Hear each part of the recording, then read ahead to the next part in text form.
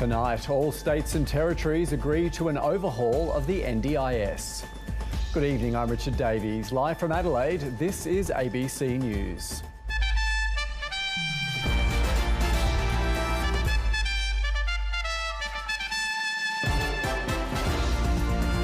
Also, an Adelaide court hears emotional evidence in the trial of an alleged serial killer. Leading Democrats pour scorn on Donald Trump at their national convention. And Port Adelaide to appeal Dan Houston's 5-match ban.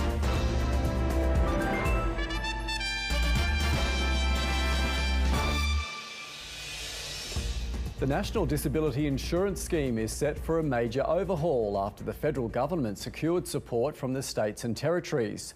The changes are aimed at reducing rising costs of the $35 billion scheme, but the disability community is demanding a rethink.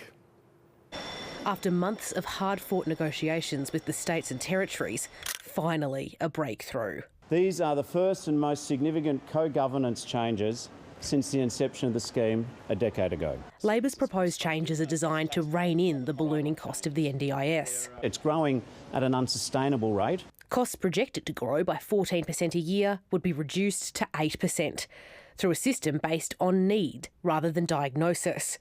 Greater government powers to seize any account suspected of fraud, and a new definition of what constitutes an NDIS support that's still to be negotiated with the states and territories. We already provide significant additional support. We want to make sure that the federal government continues to recognise that as we move forward with the future changes to the NDIS. To get the states on board, they've been offered faster decision-making on new NDIS rules, and a move from unanimous to majority support from premiers and chief ministers for rule changes with significant impacts on people with disability. In terms of the budget, the stakes for the government are high, but not as high as they are for the community. For many, the NDIS is what gives them safety and independence, and major disability representative organisations are urging senators to vote against this legislation tomorrow. Mr Shorten has been talking about making an agreement with the states and territories, which is great, but we were not there and we're not at the table. We're not scared of change, but we are scared of this bill. It puts our lives and our freedom and our rights in danger. The reality is that what we are doing is securing the future of the scheme, and that is what matters. The legislation is expected to pass the Parliament with coalition support. Claudia Long, ABC News, Canberra. A witness in the trial of an alleged serial killer has become emotional as she described first seeing her mother's lifeless body on the floor of her home. Stephen Leslie Haynesworth is standing trial accused of murdering 3 vulnerable people while they were alone in their homes between 1998 and 2011 in Adelaide and Mount Gambier. Evelyn Leckie reports. Adelaide grandmother Phyllis Harrison was a keen bowls player, line dancer and church volunteer before she was allegedly murdered while she was home alone in Adelaide's northern suburbs. The prosecution alleges she was Stephen Leslie Haynesworth's first victim in 1998 before he allegedly murdered his aunt Beverly Hanley in 2010 and a Mount Gambier pensioner Stephen Newton in 2011. Today, Ms Harrison's family gave evidence in the South Australian Supreme Court. Her daughter was one of the first few family members to see her mother's lifeless body. I knelt down and felt for a pulse on her neck. Ms Lane became emotional when she described arranging her mother's clothing once she discovered no pulse. I pulled down her dress. It was up by her hips. The court heard from Ms Harrison's grandson, who was 11 at the time. He was the first to find his grandmother's body at her Elizabeth South home. I saw the initial glimpse of the shoes to my left. My brain was like, well, this is a strange spot for Nana to be sleeping.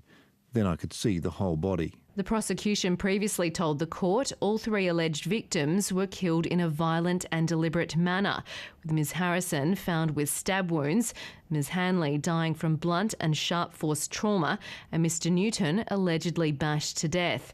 In Mr Newton's case, the prosecution alleged the accused used green spray paint on his body and around the victim's home to conceal any evidence he'd been in the property. The accused lawyer told the court today DNA contamination would be an issue in the trial. Evelyn Leckie, ABC News, Adelaide. Politicians could soon be suspended from Parliament, kicked off powerful committees and even fined up to 5% of their salary if they're found to have engaged in misconduct. A new independent commission is set to be established nearly 4 years after a damning report into the toxic culture of federal parliament was handed down.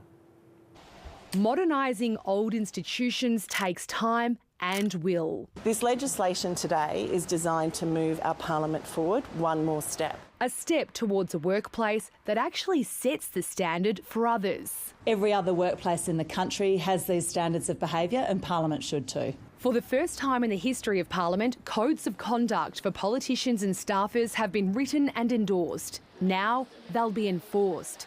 An independent Parliamentary Standards Commission is set to be established to investigate serious misconduct and sanction the culprits, including MPs and senators themselves. The sanctions we're looking at are suspension, removal from a parliamentary committee or a fine.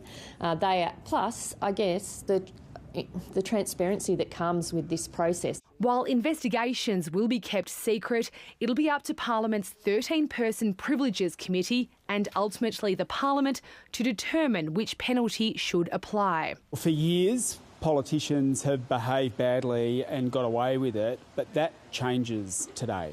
It's the final recommendation of Kate Jenkins' landmark 2021 report, which lifted the lid on bad behaviour at Parliament House.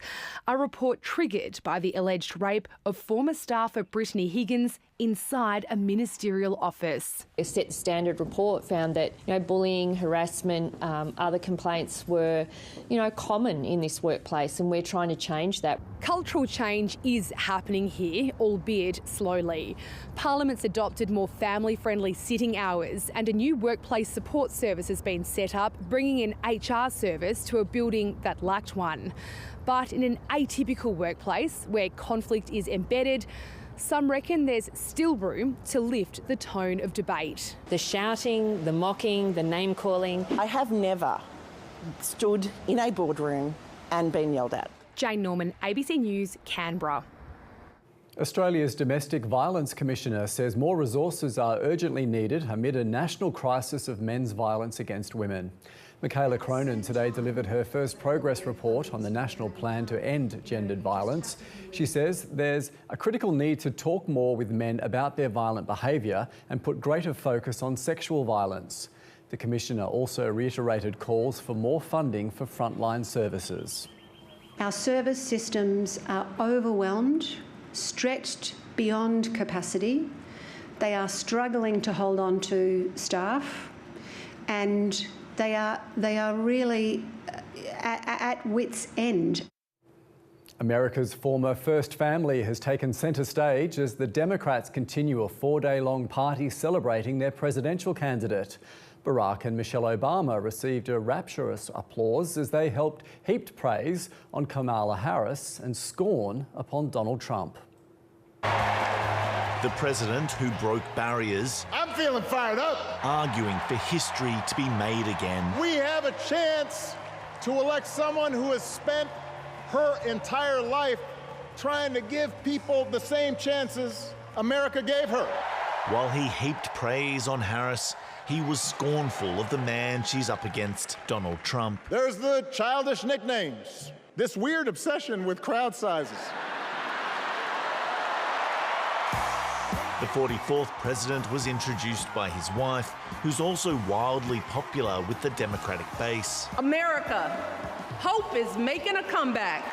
Michelle Obama also skewered the man who replaced her husband as Commander-in-Chief back in 2017. His limited, narrow view of the world made him feel threatened by the existence of two hard-working, highly educated, successful people who happen to be black. Who's going to tell him that the job he's currently seeking might just be one of those black jobs? What was your highlight? Oh, Michelle Obama, definitely. Of course, the Obamas in their speech. Alabama. Kamala Harris was already the official nominee. Georgia. How do you cast your vote? So this year, the roll call was only symbolic, but still enthusiastically embraced by delegates.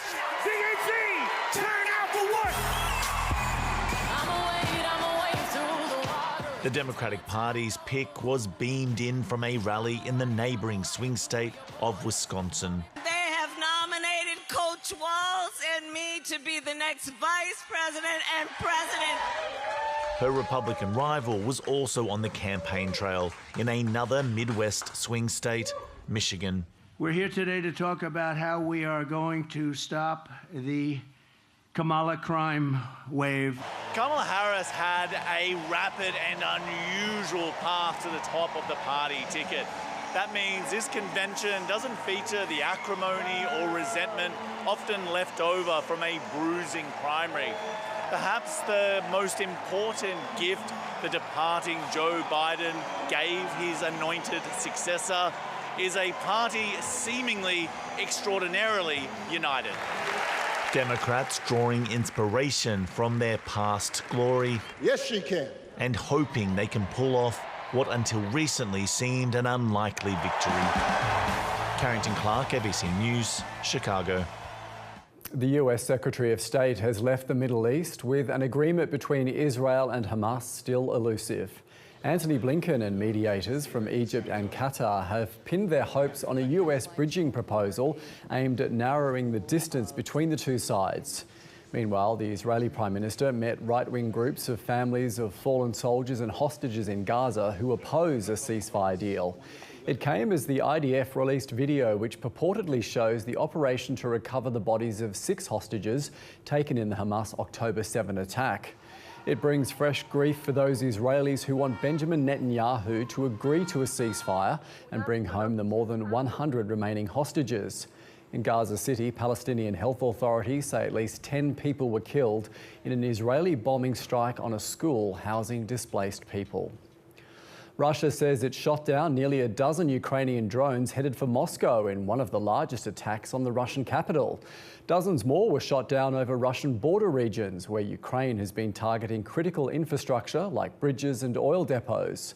All this while Moscow continues its military pressure in Ukraine's east and south. This kiosk ablaze in what is normally a sleepy southern Ukrainian village. Locals say soccer practice had just got started nearby when a Russian shell fell directly onto it. After the explosion, players and spectators scattered. The children that were injured were here. They didn't speak at all because they were in shock. We took everyone out immediately. In Ukraine's northeast, residents have been enduring some of their most difficult days. The precarious calm in this region gone since Kiev's cross-border offensive began. I've never heard such explosions. I went outside last night, it was burning over there, and the sky was red. A fortnight on, the Ukrainian military continues its advance on Russian soil, claiming it now controls nearly 100 settlements in Kursk. The operation has boosted Ukrainian soldiers' morale, but it's not clear how much the allies abroad support it. Volodymyr Zelensky revealing he didn't talk to Washington as his government planned the attack. When it comes to what their longer-term objectives are here, that's something that we're still discussing with them. And I would say, generally speaking, though, Russia has really struggled to respond. Vladimir Putin may not be close to winning the war against Ukraine, but he has a history of military success. His tough guy image has made him popular with many Russians. You have an inner need to defend this country and such courage. We're so proud of you. Chechnya was Putin's first victory. Now the once separatist Chechens are fighting for Moscow in Ukraine. Putin's visit a reminder of past glories, even as his troops today struggle against a much more formidable foe. Catherine Diss, ABC News. At least 28 people have died and dozens are injured after a bus crash in central Iran. More than 50 Shiite pilgrims were travelling from Pakistan to Iraq when their vehicle overturned on a highway southeast of Tehran. Local authorities say the accident was caused by a technical defect in the bus's braking system. At least 7 people remain in a critical condition in hospital. A search is continuing for 6 people believed to be trapped in the hull of a luxury yacht that sank during a storm off the coast of Italy. Deep-sea divers from the Italian Coast Guard are scouring the wreckage near Sicily. It's about 50 metres underwater, so for safety reasons, recovery crews can only stay under for 12 minutes at a time. One body has been recovered so far, and Mike Lynch, one of Britain's best-known tech entrepreneurs, is among those missing. It's believed the super yacht was struck by a tornado over the water, which caused it to capsize and sink quickly. A Victor Harbour hospital expects to resume most services tomorrow after a car crashed into one of its buildings. There were no serious injuries, but the 61-year-old driver has been transferred to the Flinders Medical Centre in a stable condition, while 3 others have been treated for smoke inhalation. The car damaged 2 office areas, while smoke and dust affected a ward, theatre and recovery area. The hospital was forced to divert ambulances during the day and will contact patients if appointments are cancelled. Police are still investigating, but say the man's 4-wheel drive collided with a Tesla before crashing into the hospital wall. He saw us and stopped, but he somehow accelerated and T-boned us, spun us around and then ended up into the wall of the hospital. Military leaders are being accused of acting too slowly on warnings to cut academic ties between China and the Australian Defence Force Academy in Canberra. The ABC has revealed that the University of New South Wales, Canberra, which teaches courses for trainee officers at ADFA, has recently moved to limit research collaboration with Chinese universities. UNSW Canberra says any cooperation with higher-risk institutions is subject to rigorous assessment as required by the federal government. The woman charged with murdering 3 relatives after feeding them a deadly meal of beef Wellington and poisonous mushrooms will face trial next year. The case made global headlines last year after Erin Patterson served the meal to family members who went to her house in Gippsland for lunch. Heather Wilkinson and Don and Gail Patterson died. Local church pastor Ian Wilkinson was the only guest to survive. Today in Victoria's Supreme Court, it was announced Miss Patterson's trial will take place in late April in the regional Victorian town of Morwell. Mrs. Patterson has pleaded not guilty and has previously denied trying to cause any harm to her loved ones. Many consumers have embraced the convenience of shopping online, with offers such as free shipping and free returns sweetening the deal. But businesses are now winding back those incentives to save costs, and some could face a customer backlash. Workers at this online lingerie retailer are packaging up hundreds of orders a day. Free shipping over $99 and otherwise it's $8.99, which is less than it costs us. But Curvy is now upping these costs as its own margins fall and delivery costs rise. Why can't you just give me free shipping on everything? With Australia Post rising their prices significantly, particularly recently, we don't have the margins to do that. Australia Post says its prices are competitive. Other retailers like the iconic David Jones, Kogan and Chemist Warehouse have also upped delivery thresholds in recent times. A lot of retailers have found how unsustainable it is to give away everything for nothing. Data from the tech company shows that fewer retailers are offering free shipping, with the number down 11% from 5 years ago. The average shipping cost has risen to more than $10. And retailers are now telling customers it'll take almost 6 days to get them an order. ShipIt's data also shows that retailers like ASOS are ending free returns. The challenge for a lot of retailers is if you've offered free returns, can I take it away? And as soon as you take it away, your sales drop. Environmental advocates say this might actually be a good thing because free returns have been incentivising us to buy stuff we don't necessarily know we want and then return it. Curvy only offers free returns on faulty products, and sometimes they don't always get back their own product. What's the weirdest return you've ever had? We've definitely had scissors, light bulbs. Delivering a shock in the mail for retailers. Amelia Turzon, ABC News. Jetstar has joined the ranks of its parent company Qantas in facing a class action over flights cancelled during COVID. The claim, launched by the same firm, Echo Law, alleges Jetstar failed to refund money to hundreds of thousands of customers, instead giving them flight credits. Many customers ended up paying the airline more money to use those credits to rebook their flights. Both class actions are seeking refunds and compensation for customers. Coming up on 7:30 with Sarah Ferguson, the perks being offered to lure people back into the office, but will they work? I won't sit here and tell you that there's ping pong being played 5 days a week, but it does make for fun on a Friday afternoon. The state premier is going to recognise the value of the centre of their city, the CBDs that need a boost. Most productive in the office, 100%. It's expensive to go to work 5 days a week. It's not just the commute, it's the lunch, it's the outfit you're wearing to work. To finance now, and both the local share market and the Aussie dollar kept rising today. Here's Alan Kohler. Jackson Hole kicks off tomorrow. That's the name of the annual symposium of central bankers and economists hosted by the Federal Reserve Bank of Kansas City, in a valley in Wyoming called Jackson Hole, which is 1,000 miles from Kansas City. But it looks like this, which is a bit nicer than the biggest city in Missouri. All eyes will be on the speech by Fed Chairman Jerome Powell, and he's expected to confirm that US interest rates are about to be cut. So the US dollar has been weakening ahead of Jackson Hole, which is why the Aussie dollar has been rising and went up again today. And gold has been rising as well to a new record high last night, partly because of the weak US dollar, but mainly because of Chinese buying, both by the People's Bank of China avoiding US treasuries and private Chinese investors avoiding the collapsing property market.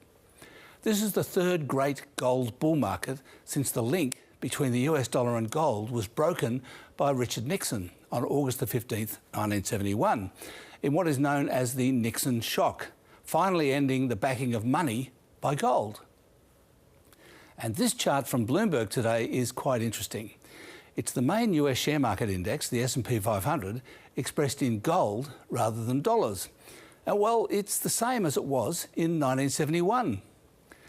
The S&P 500 ended its 7-day winning streak last night, but the Aussie market did not. The streak goes on. 9 days now. I don't think there's been one of those since 2016. Today's big profit season winners were finance company Hum Group and tech business WiseTech, whose founder, CEO and largest shareholder Richard White made an extra $1.7 billion today. And that is definitely finance. Port Adelaide will appeal against the 5-match ban given to Dan Houston by the AFL Tribunal. The club is desperate to reduce the length of the suspension to give him a chance of finals action, as the reverberations of an action-packed showdown continue to be felt. It was a bitterly disappointed Dan Houston who emerged from last night's tribunal hearing. Yeah, I just want to reiterate what I said this morning. I hope Isaac's doing okay. I flicked him a message and I genuinely hope he has a speedy recovery. The club unsuccessfully pushed for a 3-game ban, but the tribunal hit him with 5 for his bump on Crow Isaac Rankin, effectively ending Houston's season.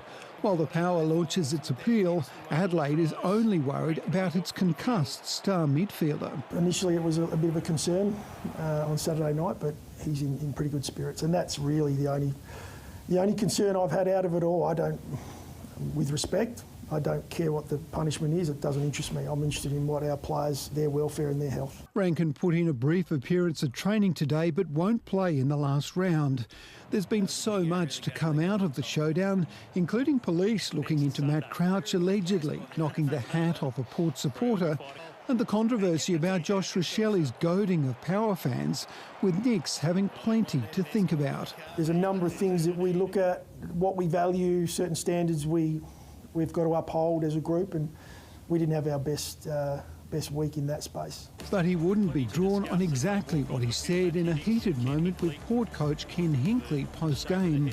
One last hurrah remains in a failed season, with veteran Taylor Walker set to return from injury against the Swans, which is unlikely to be his last game as he negotiates a new deal. Nix is confident Mark Keane will also stay, while the untried Oscar Ryan and Charlie Edwards are a chance to debut. Matthew Smith, ABC News. Australian tennis player Nick Kyrgios says it's ridiculous that the world number 1 Jannik Sinner has escaped a suspension after testing positive to a banned substance. Sinner twice tested positive to an anabolic steroid in March, and an independent tribunal accepted his explanation that the substance inadvertently entered his system through massages and sports therapy. The 23-year-old Italian will lose the prize money and ranking points from the Indian Wells tournament, where he recorded one of his positive tests. Kyrgios posted on social media that Sinner should have been suspended for 2 years and cast doubt on the reason for the positive tests. Sinner says he'll put the deeply unfortunate period behind him as he prepares for next week's US Open. Australian Paralympic swimmer Lisha Patterson says the prospect of going for her 3rd consecutive gold medal is a privilege. Patterson has won the past 2 Paralympic gold medals in her classification in the women's 400 metres freestyle event. The Dolphins team is preparing for next week's Paralympic Games at a French training base before relocating to Paris. She says the excitement ahead of her 3rd Games is just the same as it was for her first 2 in Rio and Tokyo. Chasing an elusive gold medal is what everyone wants. It's the dream. It's such a privilege and an honour. So to be vying for that for the 3rd time now is really special and a real privilege and honour to be able to do that. Dogs, cats and maybe even a goldfish, but what about a crocodile as a pet? Days out from the NT election, the 2 major parties are offering different views on whether to allow new permits for prospective salty owners. Roger Matthews catches crocs that threaten lives and property across the Northern Territory, but he'd rather see salties rehomed. It's disappointing for me because not everyone ends up on the slab. There's half a dozen people that I've had to knock back from having a pet crocodile. The seasoned crocodile handler says the Labor government's plan to not issue new licences left him blindsided. I had no idea that was going to be part of the plan of management at all. One of those prospective owners is Tom Hayes, heartbroken he can't live out a boyhood dream of owning an apex predator as a pet. It is from a farm, so now we're not quite sure what's going to happen. I can't help this big, old, beautiful animal. And that breaks my heart a little bit. Owners like Jo Langham, whose husband received a permit before the rule change, will remain unaffected. She says looking after her croc, Horry, is easy. No pet sitters, no walking, no coochie cooing required. But owning one of these beasts isn't for the faint-hearted and requires stringent safety conditions. It's not really something to be entered into lightly. You're still playing with a wild creature and you need to know what to expect. Owning one of these animals has become somewhat of a political battleground in the Northern Territory, with both the country Liberal opposition and the Labor Party staking their claims on crocodile pet ownership in an attempt to snap up votes. Let's remember they are an apex predator and probably not one that's best kept for captivity. In a statement, the country Liberal Party says it supports the rights of Territorians to own crocs as pets under a permit system, and it would review the new permit ban if elected. A truly Territorian political scrap. Miles Holbrook-Walk, ABC News. To the weather details now, and tonight's photo of clouds reflecting over Marion Bay on York Peninsula was sent to us by Michelle Partington. It was partly cloudy with light showers in the city today. It reached a top of 17.6 degrees at 1:45 this afternoon after an overnight low of 12.7. There were isolated showers across western and central parts of the state with thunderstorms southwest of Kangaroo Island this afternoon. It reached 27 degrees in Coober Pedy and 19 in Renmark. Cloud over Tasmania, Victoria and southern parts of our state is generating showers with a trough and front, while low cloud over coastal Queensland is also bringing a few isolated showers there.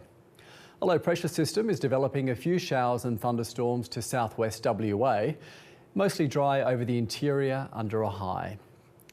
Around the country tomorrow, partly cloudy in Brisbane with 27, a top of 22 in Sydney and a rainy 15 for Hobart. Possible morning fog patches about the western parts of the state, with showers easing during the morning and clearing by the evening. It'll reach 27 degrees in Roxby Downs, 26 in Woomera. Further south, showers are forecast about the agricultural areas with maximum temperatures above average, a top of 18 in Clare, 17 for Mount Gambier. A high chance of showers in the city tomorrow, most likely in the morning. It'll reach up to 19, dropping to 10 overnight. On the waters, variable winds about 10 knots with seas below a metre. Sunrise about 10 to 7 and sunset around 11 hours later. Looking further ahead, conditions to clear on Saturday with 22, 18 on Monday and a rainy 19 for this time next week. And that's the latest from the Adelaide newsroom. Thanks for your company. Stay with us. Sarah Ferguson is next with 7:30. Good night.